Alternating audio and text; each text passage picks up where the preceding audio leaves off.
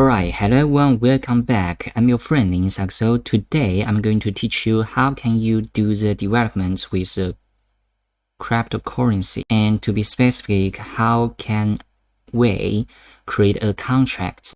Why we need a contract? Because it is very important. Without it, if anyone could modify it, things can go wrong.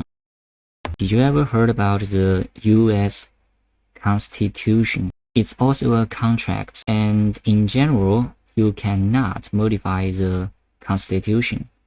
All you have to do, or all you could do, is to add some rules to the old Constitution. And even if you want to do the adding, you have to ask for all those US people, and you can only add it if they all agree on that.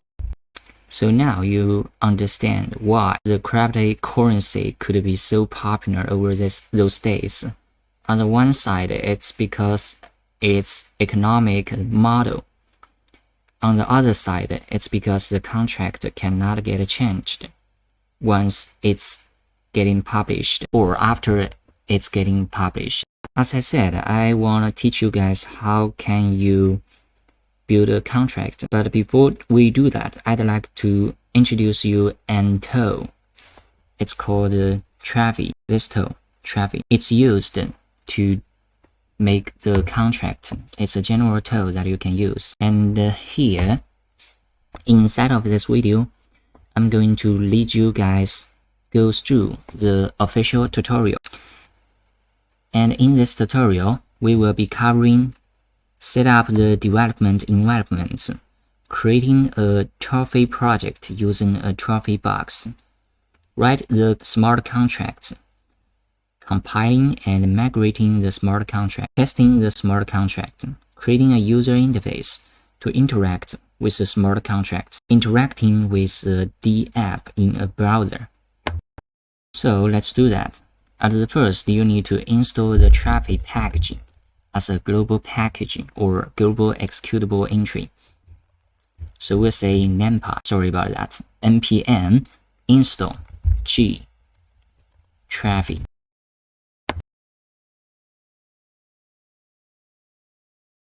Right, after the installation, let's go on. We're going to create a Travi project using a Travi box. You may ask me, what is a Travi box? It's nothing but some templates that was created in there so that you can use it to directly create some project. For example, you can create a React Native project, or you can create a Vue project. Here, we're going to use a box created for this tutorial, which is pet shop. Before you do that, let me just create a new folder, make dir pet shop tutorial. Then we get into that folder and we run travel unbox pet shop. Right, after that, you shall see a bunch of files and folders. That's okay, we're going to use them. For now, all you have to care about is the contracts folder. Let's use a VS Code to have a look at it. Alright, this is a file tree of this project. Let's start from the contract. For this project, since we are creating a pet shop application, it's an application where you can adopt some pets. For example, a dog or a cat. That's why we're going to call our contract adoption right in here. Adoption. Alright, before we write code, you may want to install an extension called Solidity. Why? Because you wanted it to do some check for your syntax when you write your code. Alright, let's go on. First, we have to define the Solidity version we are using. We could use the 0.5 version, which is a common version we normally use. But here you could say that it doesn't allow us to do that because that extension uses 0.8 version. That's okay. all we had to do is to change it to 0.8. Now you say we get no errors. Okay, then we're gonna say contract adoption. You can think this as a class or something like that. Inside of that class, we can set some variables. For now, I'm going to create a variable, and this variable should contain an array of addresses. So I'll say address array that has 16 elements inside of that, and it's a public variable. And I'm going to call this variable adopters. We will use this array to store those people who have adopted a pet, and to achieve such a purpose, we had to define a function. So here I'm going to say function adopt. For this adopt function, it has to receive some arguments. For now, it's an unsigned integer. It's always a positive number. And I'll give this parameter a len. I'm going to call it pet ID. And for this function, it has to return an integer. Why? Because when someone calls this function, he will give this function a number. And how can we let them know that he successfully did that adoption? Well, we return the same number so he can do a check. If it matches the original number he gave to the contract, then he can know that he was successfully called that function. And for here, the pet ID should be between 0 and 15. Why? Because we only have an array of 16. We only have 16 slots out there. We can only store 16 addresses to this array. So we're gonna make sure the input number is between 0 and 15. How can we do that? We can say require the pet ID is greater or equal to 0 and the pet ID is less or equal to 15. And after that, we are going to assign the address to that array with the corresponding index. Well, here I'm using the message.sender. Why I use that? Because this is the default method to get the user's address. You may ask me, what is an address? Well, if you have ever used the MetaMask, you would know that for any wallet or for any accounts, it has a unique identity, which is this address. Okay, after that, we return that pet ID. So we finished this core function. What's the next? The next one would be, for making a product or for making a web page. Only have this single adopt function is not enough. If you want rendering a list of items, we need to have a function that could return that list. So here, I'm going to define another function. I'll call it getAdopters public view returns address 16 memory. For this one, it will just return the adopters. Okay, here we see that it got some new keyword. For example, the view. Why we use the view here? The view keyword in the function declaration means that the function will not modify the state of the contract. So it means inside of this function, no data would get modified. It will just return something. By using this keyword, it can ensure that there would have no modifications. And then here comes another keyword called memory. What is that? The memory means it will copy the address in the memory. As long as the user stops using the contract, it will get destroyed. For now, it's okay, because it will not affect the original data inside of that contract. We just get a copy of that, and we store that copy inside of the memory. I think this is a logic, but I may be wrong since I'm also a beginner here. Okay, after we wrote the contract, we shall compile it. No matter what we do, we shall always compile it. How do we do that?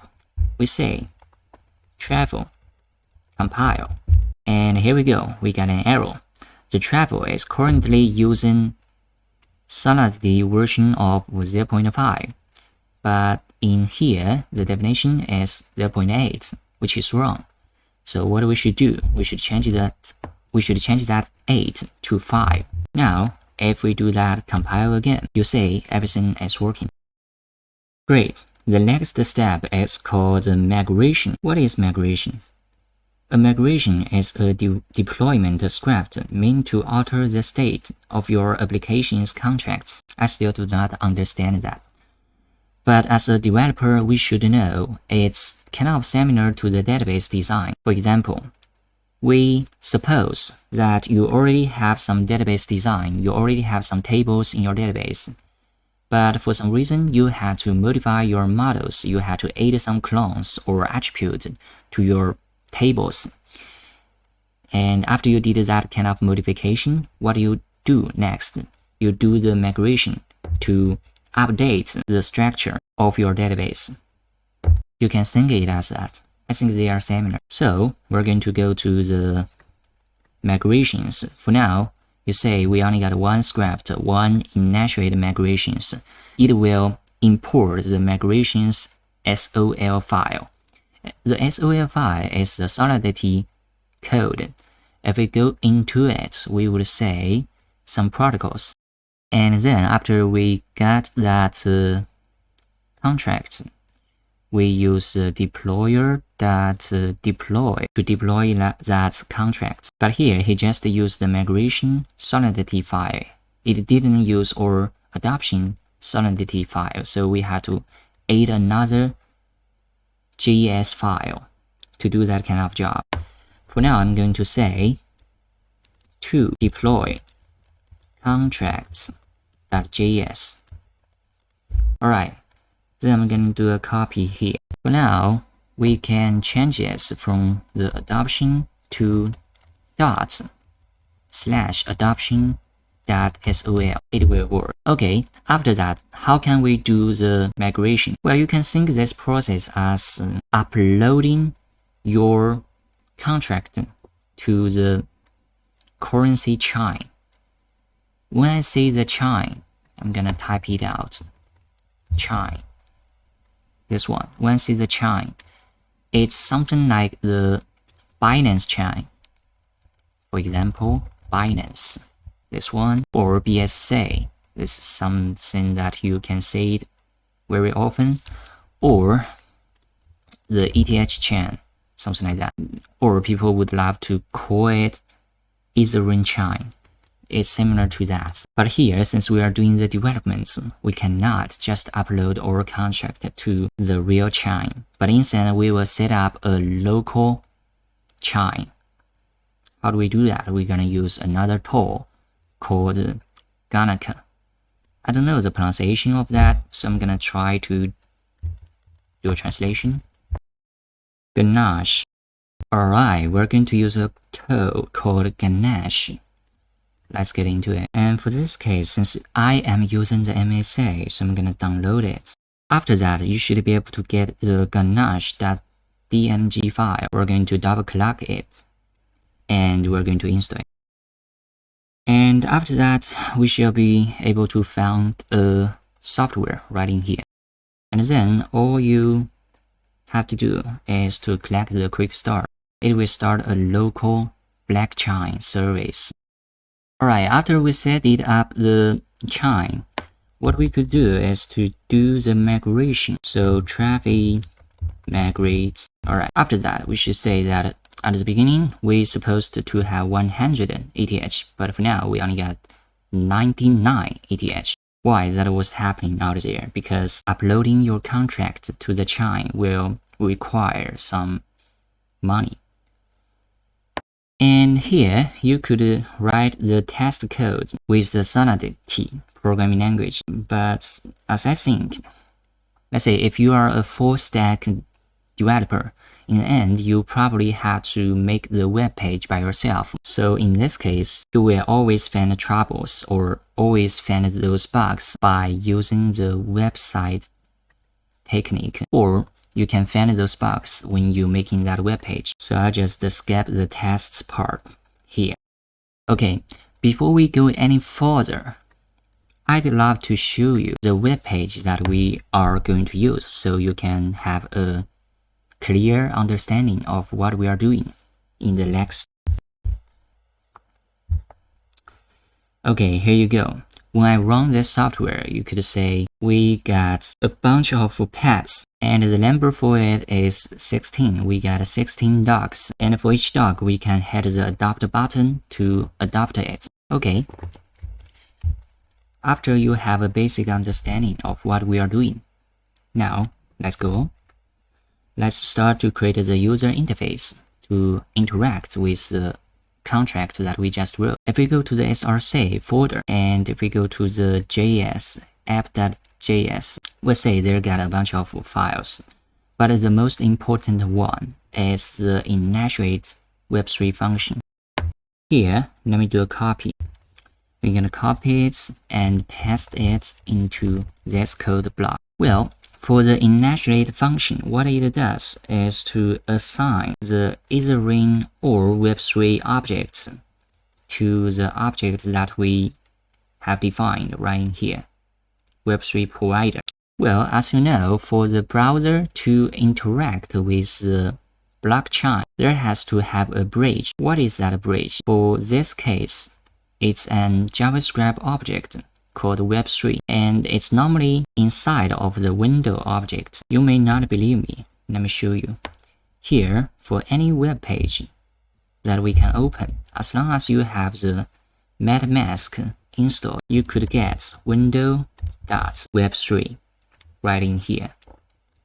I didn't lie to you. You could see it clearly. So basically, that's the bridge or linker that links the Web3 application and the blockchain.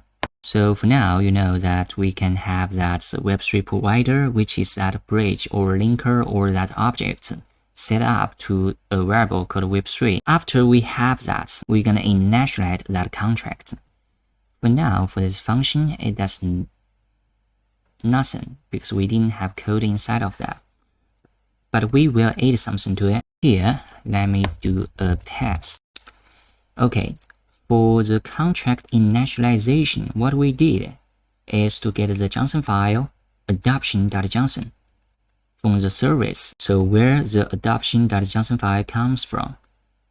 You know, when we compile our contracts, the compiling tool will convert the SOL file into a JSON file right in here, so that we can get those JSON file, and the JavaScript will get that JSON file and convert it into a JavaScript object that represents the contract. Did you understand? For example, here we can get the JSON data. We can pass it into the traffic contract function. This function will convert it into a JavaScript object that represents that contract. And after we got that contract, we need to give it a provider, which is a Web3 provider or the Web3 variable that MetaMask give to us. Okay, after we got that contract, what we can do is to call another function called markAdopted. Why we do this? Because normally when you have all those data terminal set up, the next step for you is to get those data from that chain and do some rendering on your website. For example, here, as long as we got those terminals set up, we can get those adopters data, this array from the chain, and we can use it to rendering the web page. For now, the markAdopted function has nothing yet. We will add something to it. Here we go. I'm going to add those code inside of it. At the beginning, we define the adoption instance. After that, we're going to assign that instance. How do we do that? We say app.contracts.adoption. This is the object that we get earlier from this code, this line of code. And we call the deployed to get the contract that we can use. So after we get that contract, what do? We call a function called get adapters, which is this function, get adapters. It will return you an array of addresses. One thing to notice is that for each function here, it's an asynchronous function. That's why here we have used a keyword called then to get the result of that function. So here, after we get that array of address, we can do an iteration. We do a check if that address is equal to 00000, which is the default value. If it doesn't equal to the default value, that means someone has already adopted a pet or a dog.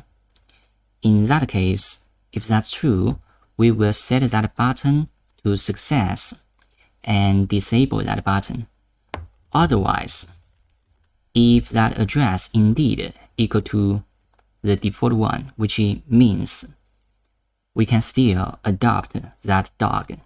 So in this case, we'll change that button text to adopt, and we're gonna enable that button.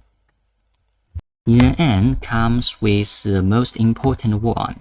When we had the adopt button, what should we do? First, we shall get the ID of that button, which means it's a number between 0 and 15. And then we're going to get the accounts from the MetaMask. Here we are using the Web3 ETH get accounts. We'll get an array of accounts, but we will just use the first one. Then we call the contract by executing this line of code. We want to get that instance that we can use. Then we call the contract function adopt, which is this function. It will take an integer. So we give it that integer, and also the from accounts, so that it could know what kind of accounts we wanted to get used when we call that function. After we executed that contract function, we will try to do a refresh on our web page. What we do here is to call the mark adopted function, which is the function that we wrote earlier, this one. So it will refresh that page. For now, I think we did everything that we could do to interact with the contract. How can we run it? Well, for this case, since it's a JSON packaging, it's a npm packaging, it already have a script ready for us. All we have to do is to run it. So we could say npm run d. Now we got this, right? But in general situation, we couldn't use it because we didn't set up our MetaMask yet. So what should we do? We should add a network right in here. It should be a local network with the corresponding IP address. In general, you'll get an error. It says that this chain ID is getting used by some other network. That's correct, because what you have to do is to go to the network and delete one, the local network. You have to delete it first. After that, you add a new network. And for the chain ID, what it should be? It should be 1337. And the currency symbol should be ETH. Now we hit the save button. For now, if we go back to our web page and we do a refresh, we hit the adopt button, you will say that we do not have enough money, because that's okay. You indeed doesn't have money at all. What you could do is to go to your local chain and you do a copy for an account. For example, here you're going to collect the showcase. After that, you shall say a private key. You copy that and you go to the MetaMask. You hit this button. Here, you can import an account by giving it a private key. You hit the import. Now you get 100 ETH. Great. For now, if you do a refresh and you hit the adopt button, you say that you still doesn't have the enough money to buy it. Why?